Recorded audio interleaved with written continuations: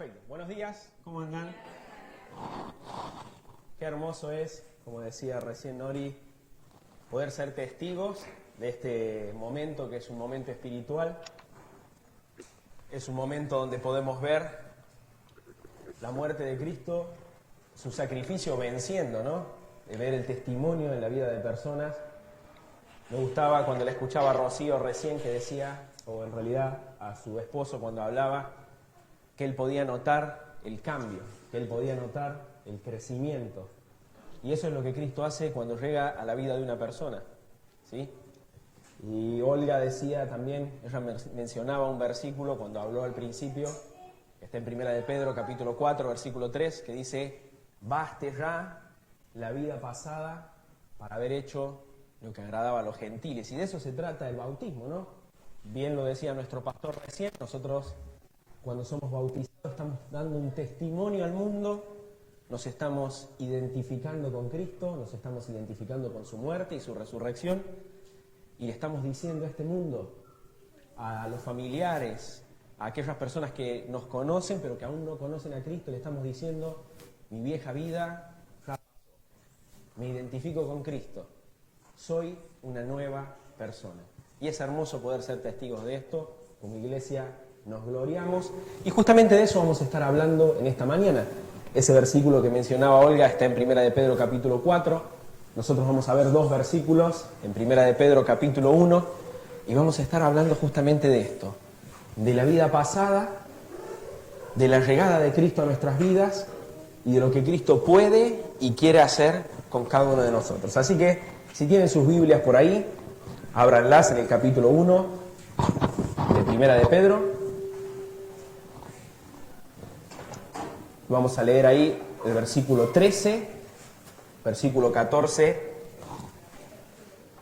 1 de Pedro 1, repito, vamos a leer desde el versículo 13 hasta el versículo 15. Dice el versículo 13, por tanto, ceñid los lomos de vuestro entendimiento, sed sobrios y esperad por completo en la gracia que se os traerá cuando Jesucristo sea manifestado.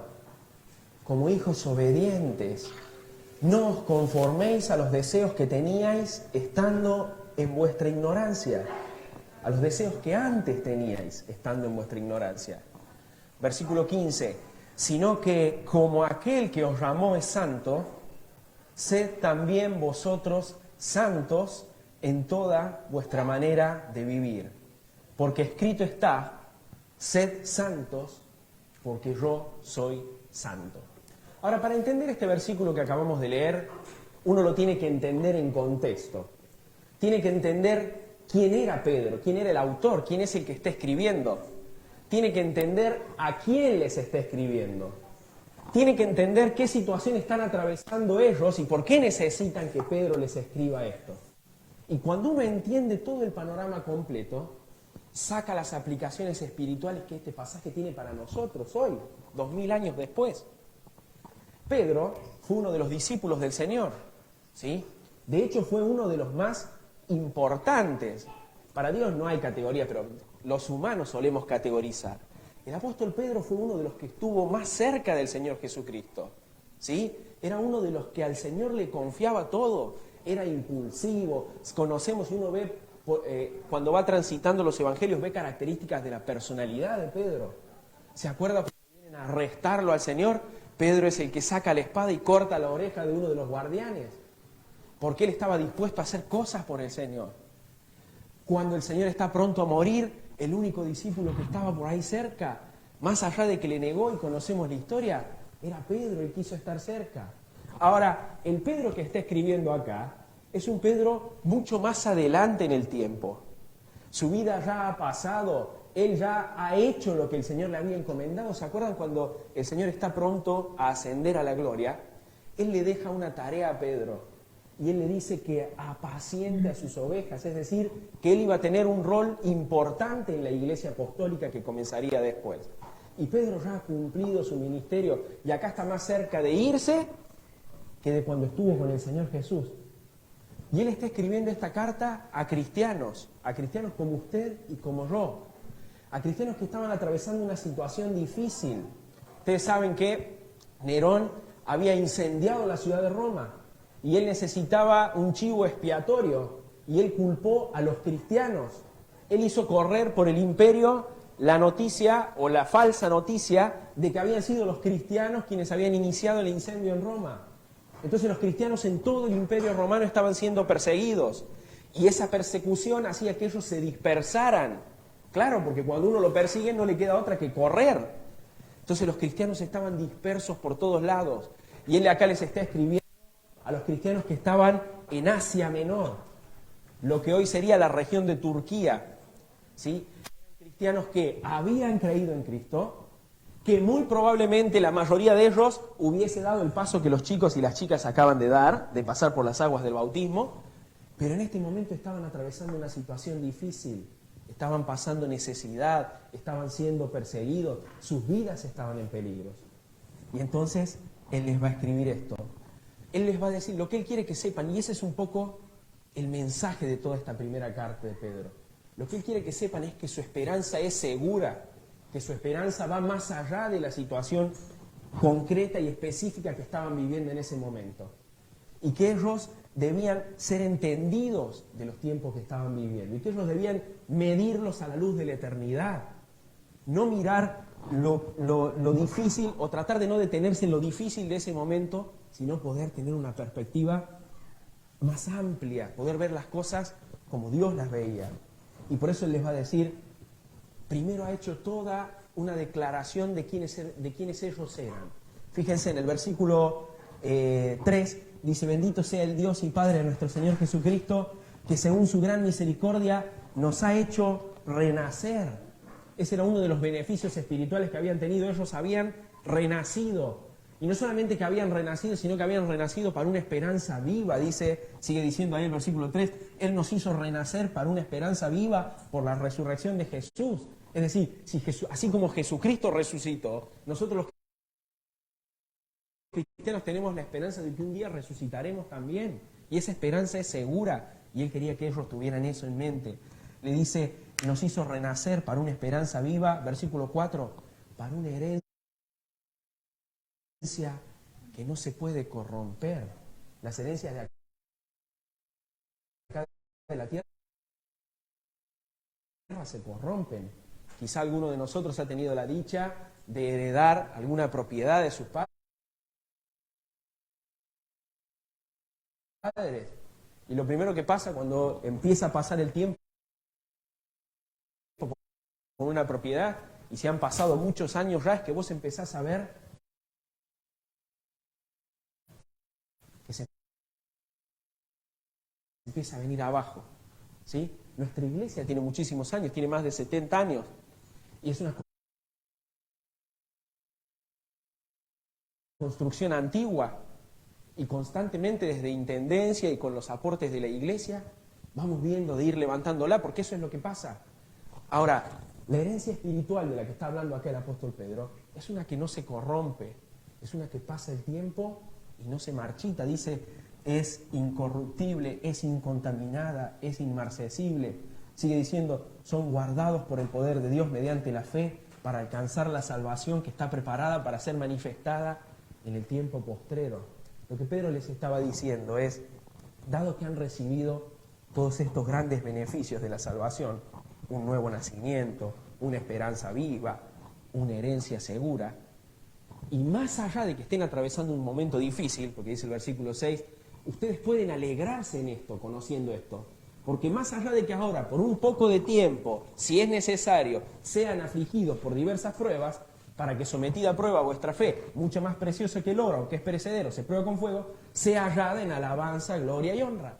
Es decir, ustedes conocen todo esto, tienen esta herencia que es segura, tienen esta herencia que no puede contaminarse. Está bien, ahora están atravesando pruebas, pero de acuerdo y debido a todos los beneficios espirituales que tienen por la salvación, eso debe traducirse en una forma distinta de vivir. Y así llega el versículo 13, que es esos 3 versículos que son hoy los que nosotros vamos a analizar. Por lo tanto, teniendo en cuenta todo lo que acabamos de decir, ciñan los lomos de vuestro entendimiento. Esta es una expresión que ya la hemos estudiado, seguramente la has estudiado en la escuela bíblica. Yo me acuerdo hace algún tiempito atrás, Pablo también predicó sobre este pasaje y creo que él también explicó un poquito esto. Ustedes saben que en la antigüedad, a diferencia de nosotros, usamos prendas de doble, digamos, yo tengo este pullover, este suéter, y abajo tengo un pantalón. Pero en la antigüedad, o incluso en algunos países, en Oriente hoy, todavía se usan, las prendas, o la ropa que se usaba, era de prenda única. Eran túnicas, por ejemplo. Entonces era como una camisa, pero que no terminaba en la cintura, sino que iba hasta abajo, ¿sí? Ahora, cuando uno quería hacer alguna actividad de tipo física, o cuando uno necesitaba hacer algún tipo de trabajo, esa prenda única obstaculizaba. ¿Qué es lo que debían hacer estas personas entonces? En el medio la prenda tenía un cinturón, se ceñían, se lo levantaban y se lo enganchaban en el cinturón. Entonces, al enganchárselo en el cinturón, podían tener otra movilidad. Esa es la imagen que Pedro tiene acá cuando dice, ciñan los lomos de vuestro entendimiento. Es decir, póngansela, átensela al cinturón, dispónganse a prepararse para poder entender lo que les voy a decir. Dice, ciñan los lomos de vuestro entendimiento, sean sobrios, ¿sí? Dispónganse a entender, dispónganse a actuar inteligentemente. Es como si les estuviese diciendo, yo me lo anoté acá, arremánguense la mente. Como decir, preparen la mente para entender, para poder tener una visión íntegra de la cuestión, para poder tener una visión panorámica. Porque cuando nosotros los cristianos miramos de forma panorámica, de pronto el presente, lo que estamos viviendo hoy, ya no nos afecta tanto. Y eso es lo que él quería que entendieran. Sí, claro, él sabía que estaban siendo perseguidos. Él sabía que muchos de ellos habían perdido mucho por decidir seguir a Cristo. Pero aún él les dice, cuando lo pones en la balanza eterna, lo que estás atravesando hoy es muy chiquito, es mínimo comparado con las bendiciones de Dios. Entonces él les dice, dispongan a trabajar su mente. Una versión lo traduce, la NTV lo traduce así, piensen con claridad, ciñan los lomos de vuestro entendimiento, sean sobrios, ¿para qué? Para esperar por completo en la gracia que se os traerá, cuando Jesucristo sea manifestado. Ellos debían tener la mente preparada y estar totalmente centrados en los planes de Dios. Debían poder poner su esperanza en la gracia que se traería cuando Jesucristo fuese manifestado. Y esta es la primera exhortación o el primer ánimo que nosotros encontramos en la carta de Pedro. Y es lo que decía recién. Podemos estar atravesando circunstancias difíciles. El bautismo no es garantía de que ahora la vida va a ser color de rosas. ¿Sí? No va a suceder, hermanas, eso. Francisquito, que es el único bar. No va a suceder eso. El bautismo no es garantía de una vida color de rosa. Pero sí la salvación en Cristo es garantía de una herencia que no se contamina, que no se marchita y que está reservada y guardada para nosotros en los cielos. Y cuando nosotros tenemos eso en mente, somos capaces de estar en sintonía con Dios. Debemos ejercitar nuestra mente en esto, debemos poner la esperanza donde hay que ponerla. Disfrutamos los beneficios de la salvación hoy, pero esa salvación va a ser completa. ¿Saben cuándo sí va a ser el día donde podamos vivir al 100% los beneficios de la salvación? Cuando la obra que Cristo comenzó en nosotros, que Él está haciendo, Él ha comenzado una obra en nosotros y Él nos está santificando hoy, hasta que un día seamos como Él. El ministerio final de Jesucristo es glorificarnos, hacernos como Él y entrarnos en la vida eterna. Ese día ya no va a haber preocupación, ya no va a haber dolor, ya no va a haber lágrimas. Hoy sí las hay, pero nosotros debemos poner la esperanza en aquello que no se marchita. Entonces, el primer ánimo que nosotros encontramos en este pasaje es este. Pedro les decía, independientemente de la situación que están atravesando, ejerciten su mente de manera espiritual para poder poner su esperanza en aquellas cosas que no cambian. Después sigue diciendo el versículo 14, como hijos obedientes, obedientes, no os conforméis a los deseos que teníais antes, estando en vuestra ignorancia. ¿Ven? Es el mismo concepto, es la misma idea que comentaba Olga en el versículo cuando compartió acá. Baste el tiempo pasado para haber hecho lo que agradaba a los gentiles. Todos nosotros tenemos una vida antes de haber conocido a Cristo, ¿sí?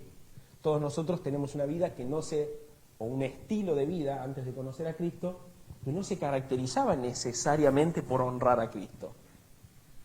Todos nosotros hemos hecho cosas de las cuales nos arrepentimos. Todos hemos hecho cosas que tienen consecuencias hasta aún hoy.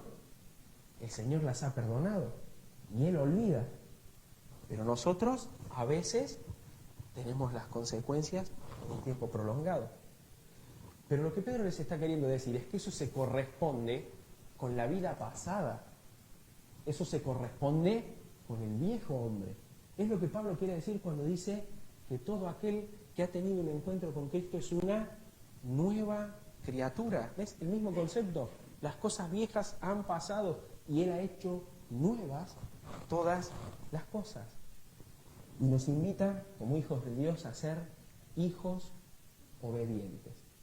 Ahora yo pensaba cuando preparaba esto, qué difícil que es hablar de obediencia o de sumisión en el siglo XXI, ¿no? En el año 2022. Quienes trabajamos en educación entendemos de esto porque trabajamos muchos de nosotros con adolescentes. Y yo me acuerdo cuando yo fui a la secundaria, que no fue hace mucho tiempo atrás, fue hace 10, 12 años, y ya la secundaria que yo hice y la forma en la que nosotros nos conducíamos para con la autoridad era completamente distinto a cómo son los adolescentes hoy. Ni hablar cuando ustedes, la generación de mis padres, fueron a la escuela. O lo que significaba, lo que implicaba un jefe, un gerente antes. Hablar hoy donde todo es relativo, todo es debatible, todo es cuestionable. Este concepto de obediencia y de sumisión a veces se pierde. Este concepto de obediencia y de sumisión a veces pierde fuerza. Las autoridades hoy ya no son tan autoridades. La sumisión prácticamente no existe. Hoy hablar de sumisión, de que tengo que someterme a él, hay contextos en los que ni siquiera lo podés decir, de que tengo que someterme a alguien. La obediencia se va perdiendo. Hoy la psicología habla de padres con hijos deben llegar a acuerdos, los profesores tienen que llegar a consenso. Entonces, el padre ya no es el padre, el profesor ya no es el profesor. Pero vos fíjate que la verdad bíblica, a diferencia de la cultura en la que nosotros vivimos, no cambia. Y la invitación y la exhortación sigue siendo la misma. Nosotros como hijos de Dios debemos ser hijos obedientes.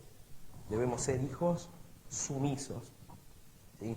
Esa palabra obediente, en el original, hace referencia a alguien que acata con atención algo que se le encomienda y que además está pronto a hacerlo. ¿Sí? Una persona obediente es alguien que acata con atención algo que se le encomienda y que además está dispuesto a hacer eso que se le ha encomendado. Nosotros conocemos, ¿no? Ustedes saben que parte de ser cristiano es vivir la moral cristiana. Parte de ser cristiano y de esa transformación que Dios hace en nuestras vidas, Él pone el Espíritu Santo en nosotros y el Espíritu Santo nos lleva a hacer todas aquellas cosas que agradan a Dios. Y eso se traduce en moral cristiana, o debería traducirse en moral cristiana. Entonces, debemos vivir siendo hijos obedientes. Y dice, no os conforméis a los deseos que antes teníais, estando en vuestra ignorancia. Es un llamado a no volver atrás. Es un llamado a no mirar para atrás. El Señor Jesús dijo, ninguno que poniéndose en el arado mira para atrás. No podemos mirar atrás. Y acá quiero detenerme un segundo. ¿Por qué Pedro les está diciendo eso? Porque pareciera ser, si nosotros lo pensamos como nosotros solemos pensar, uno podría decir, estaban dispersos, estaban necesitados, la estaban pasando mal, sus vidas corrían peligro y encima Pedro les escribe para darle. Pedro dice, dejen de, no miren las cosas que hacían antes, no tienen que vivir de la forma que viven. ¿Saben por qué Pedro? Porque Pedro era bien consciente, por la experiencia propia, por la experiencia personal, de que en los momentos de debilidad el enemigo va a aparecer. ¿Sabes cuándo aparece el enemigo a comerle la cabeza a tu esposo o a tu esposa? En los momentos de debilidad. Cuando no llegas a fin de mes. Sí. Al final te matás laburando y la plata no rinde nada, no alcanza. Cuando un hijo se rebela. Sí, al final toda la vida haciendo todo y se rebeló. Porque ¿sabes cuál es el propósito? Él te quiere hacer dudar de la bondad de Dios. Y cuando te hace dudar de la bondad de Dios, ya no te queda nada.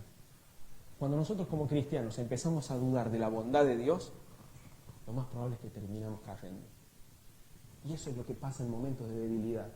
El enemigo se acerca y va a querer convencerte de que Dios no es tan bueno.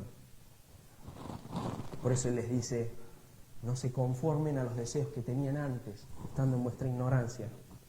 Esa era su vida anterior. Eso era cuando no conocían a Dios. Pero ahora deben vivir de otra manera. Nosotros como cristianos, aparte supone una contradicción decir que soy cristiano y vivir deliberadamente de otra forma. Vivir deliberadamente, que no es lo mismo que tener un tropiezo. Todos tropezamos día a día. ¿Cuándo no vamos a tropezar más? Ya lo decíamos recién, cuando la obra de Cristo esté finalizada. Pero mientras estemos en este mundo y tengamos este cuerpo, tropezamos. Pero tropezar no es lo mismo que vivir deliberadamente en rebeldía a Dios. Y eso es lo que Él está diciendo acá. Sigue diciendo el pasaje, sino que como aquel que os llamó es santo, sean también ustedes santos en toda vuestra manera de vivir. Porque escrito está, sed santos, porque yo soy santo. Es el mismo llamado que el apóstol Pablo hace en Romanos 12, versículo 2. No imiten las conductas ni las costumbres de este mundo. Más bien dejen que Dios los transforme en personas nuevas al cambiarles la manera de pensar. En otras palabras, lo que él estaba diciendo es, deben dejar o deben modelar sus vidas de acuerdo al nombre. Deben modelar su vida de acuerdo a la verdad de Cristo. En vez de imitar al mundo, en vez de imitar sus patrones de comportamiento, sus modos, sus culturas, ustedes deben reproducir el carácter de Dios. Nosotros no podemos alcanzar la santidad de Dios hoy. Acá lo que está diciendo Pedro es, ustedes deben reproducir el carácter de Dios. Eso es lo que él quiere decir cuando dice, sean santos como Él es santo. Ellos debían ser piadosos, debían ser semejantes en moral a Dios. Y esto es interesante pensarlo desde cómo Dios lo ve. La historia de Dios con la humanidad es esta. El mensaje que unifica toda la palabra de Dios es este.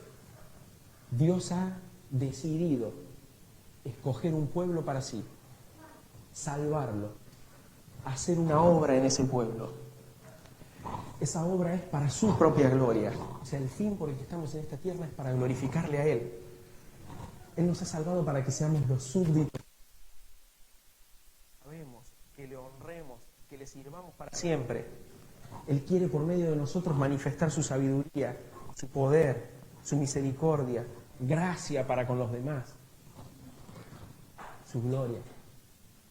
Ese es el propósito por el cual Dios nos ha salvado. Y ese es el carácter que nosotros debemos tener, el carácter de Dios.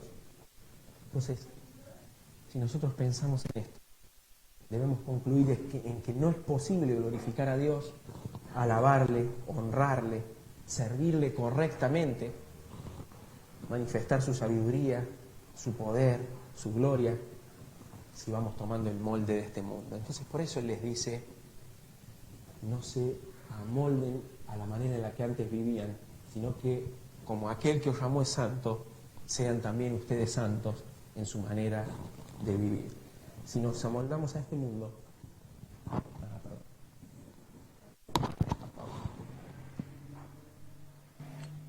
ahora sí, si nos amoldamos a este mundo, vamos por la vida negando nuestro carácter celestial. Ahora, esto es fácil decirlo, pero es muy difícil vivirlo. Justo ayer tenía una charla con alguien. Gracias, Juan.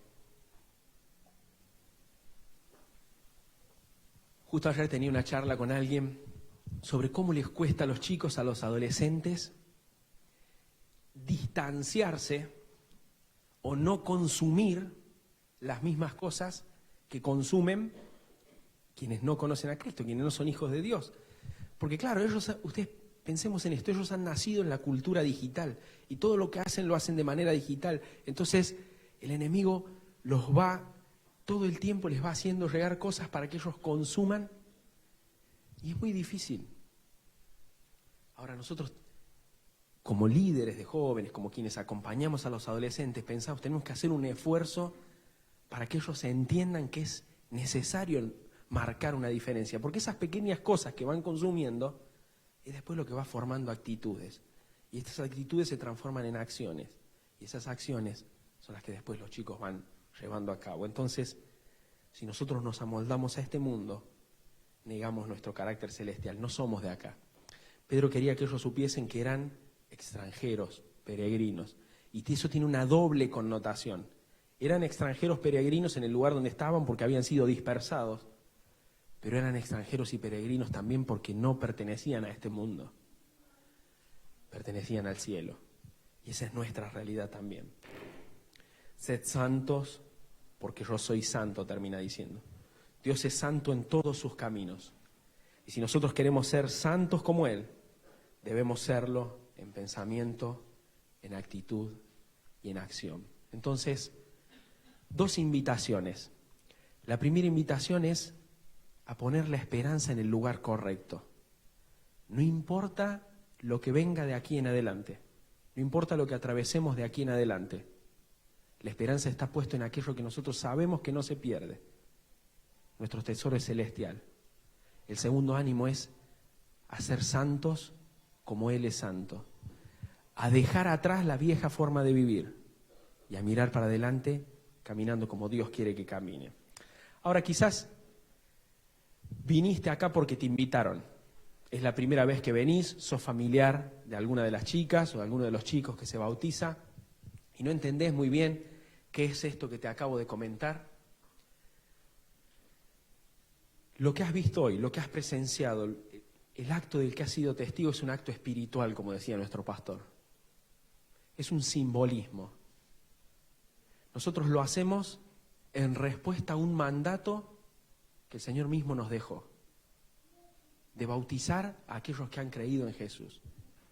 Ahora, quizás viniste acá porque te invitaron y tampoco entendiste las canciones que cantábamos.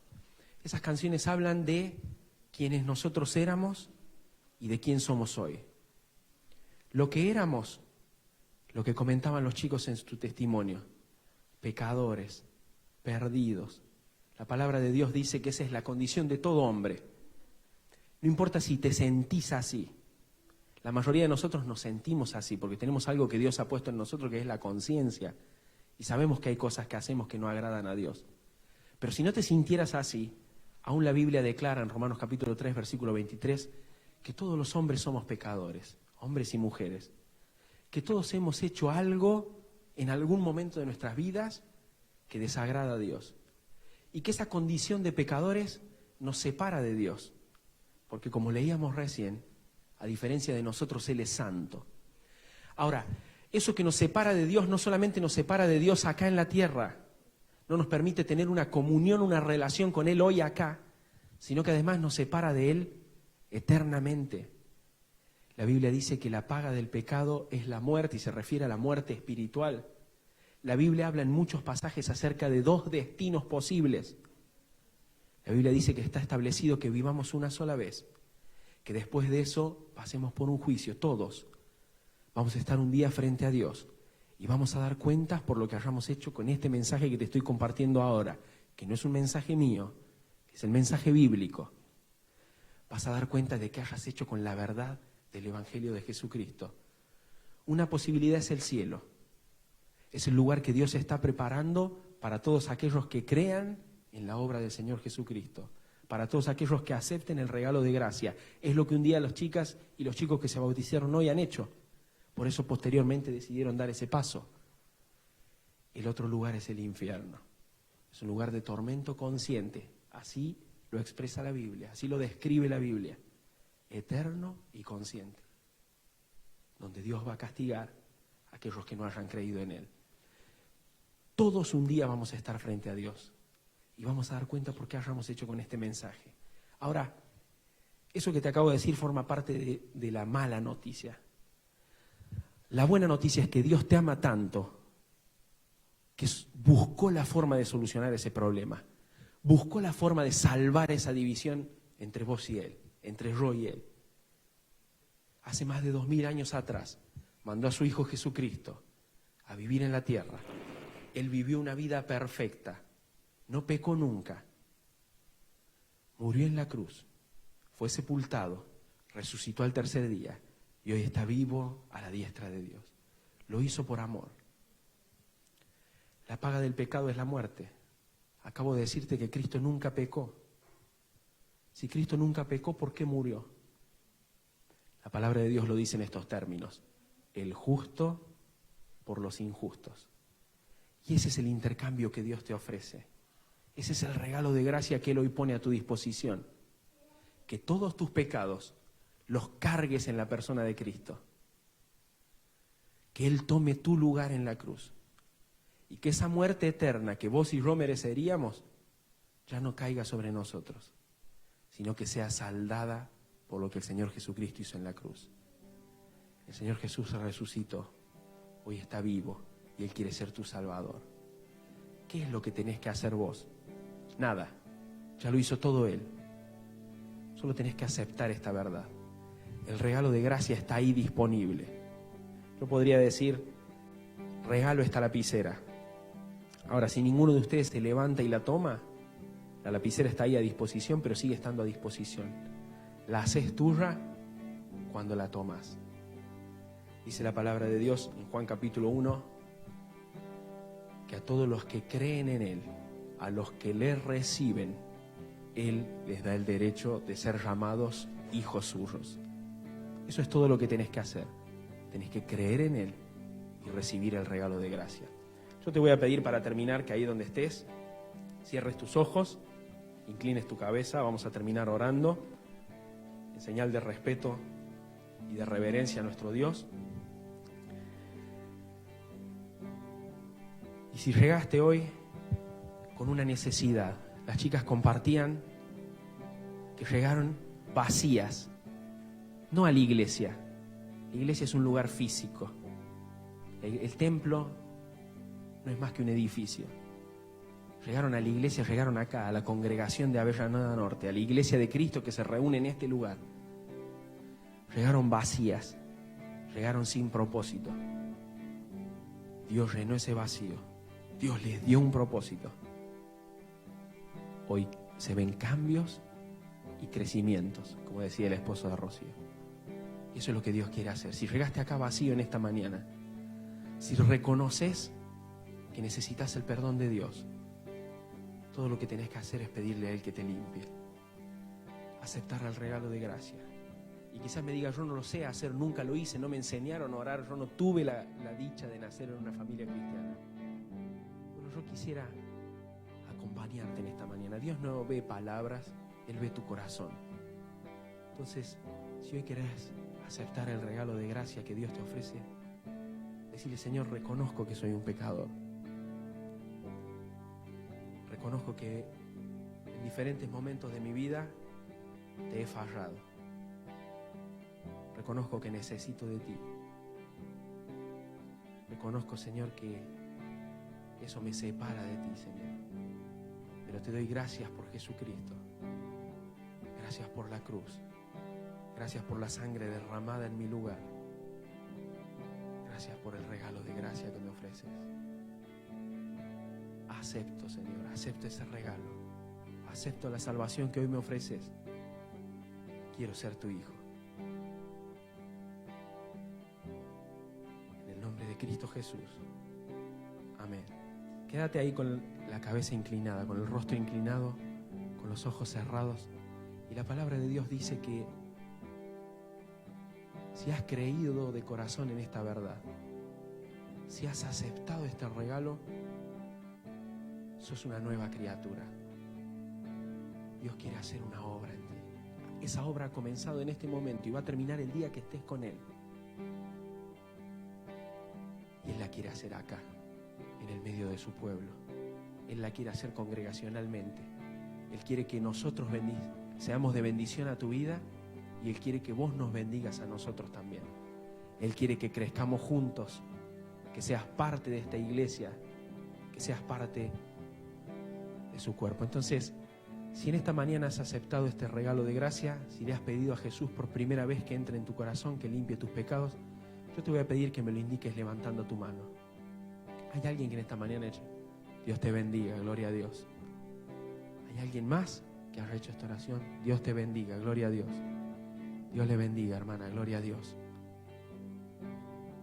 Qué hermoso es ver gente que pasa de muerte a vida. La Biblia dice que hay fiesta en los cielos cuando un pecador se arrepiente.